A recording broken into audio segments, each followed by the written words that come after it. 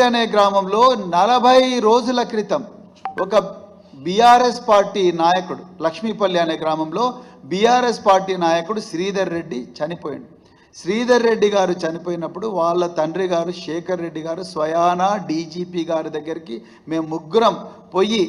DGP గారి సమక్షంలోనే వారు, అయ్యా నా కొడుకు మరణానికి కారణం, నా కొడుకు హత్యకు కారణం జూపల్లి కృష్ణారావు గారి మనుషులు అని చాలా స్పష్టంగా ఆయన చెప్పడం జరిగింది. ఆ శేఖర్ రెడ్డి గారు, ఆ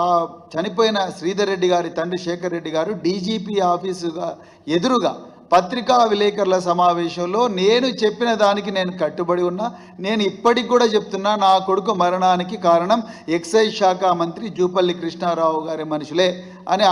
వాళ్ళను తీసుకొచ్చి విచారించండి అని ఆయన చెప్పిండు. నేను చెప్పిన మాటలకు కట్టుబడి ఉన్నా, జూపల్లి కృష్ణారావు గారు కూడా ఆయన చెప్పిన మాటలకు కట్టుబడి ఉండాలి అని చెప్పి